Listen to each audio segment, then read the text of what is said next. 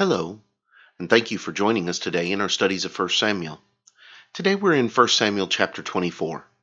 And as we looked at this chapter yesterday, as we read through the chapter, we see this as another instance in the dynamic between David and Saul.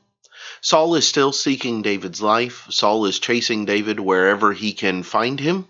And this time it comes to the areas around En-Gedi, to the mountains and the caves that are there.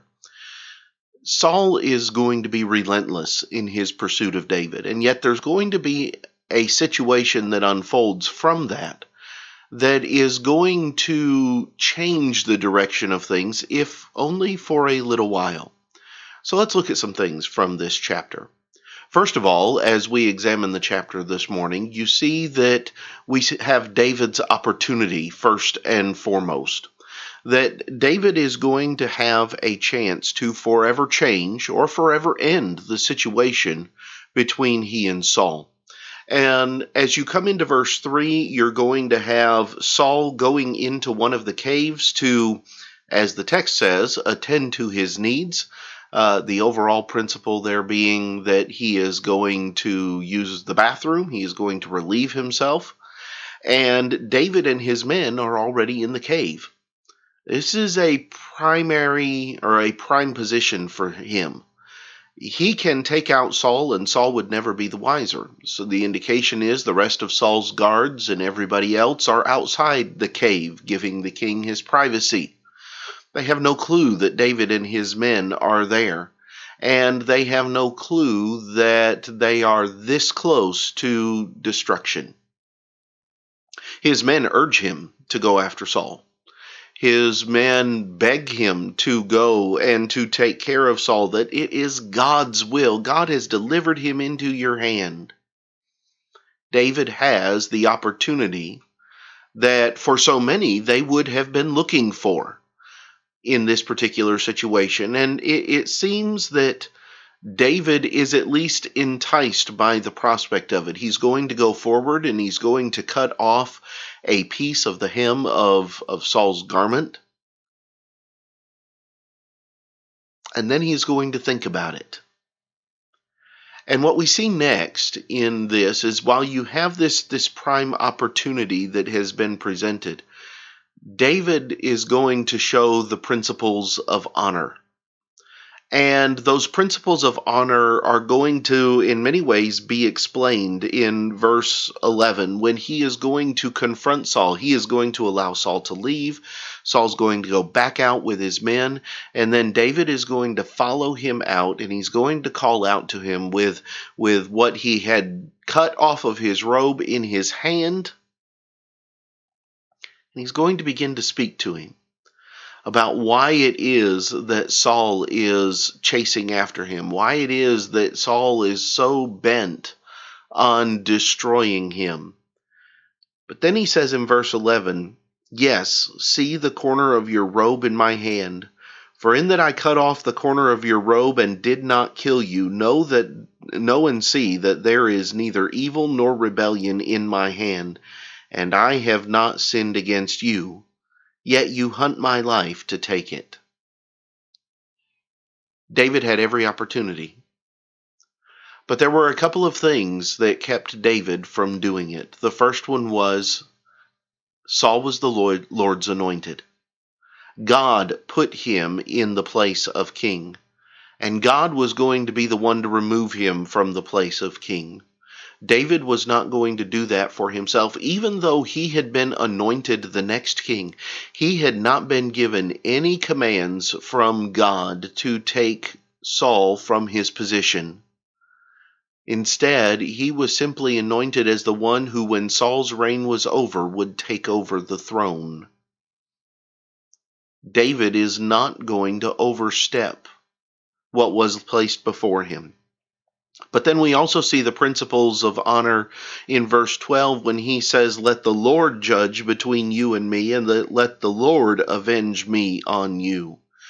David had been wronged many times over already.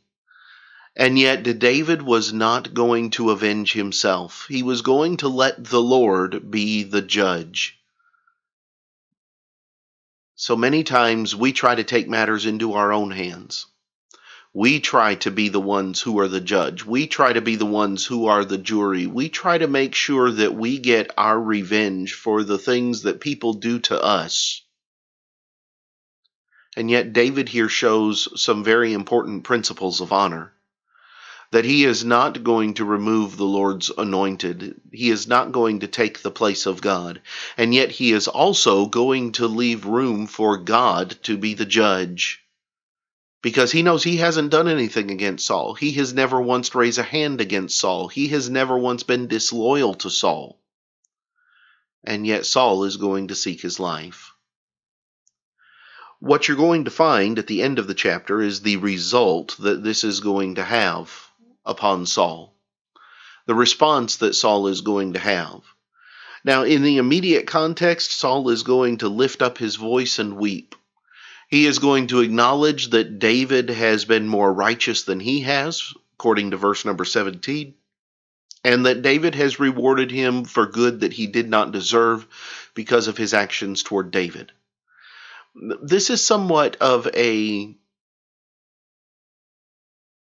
different, distinctive response from Saul. It's almost an over-the-top response from Saul.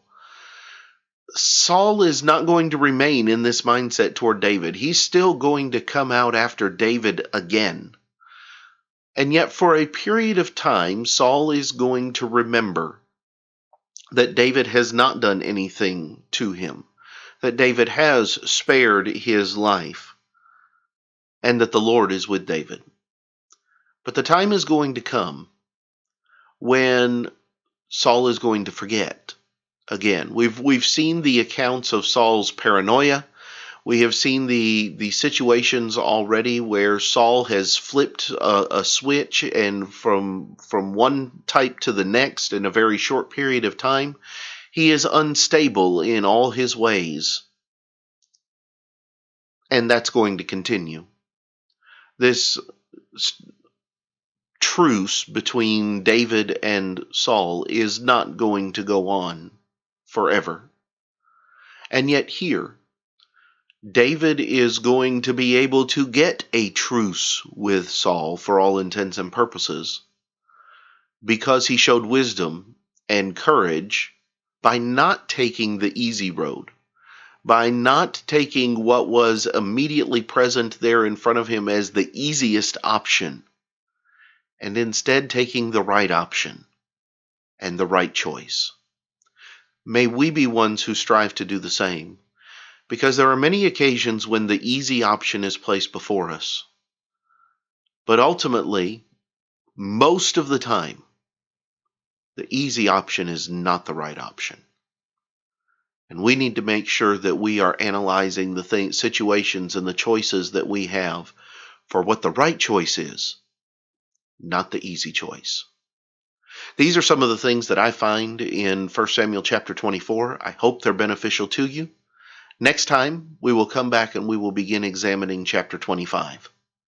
But until then, have a great day.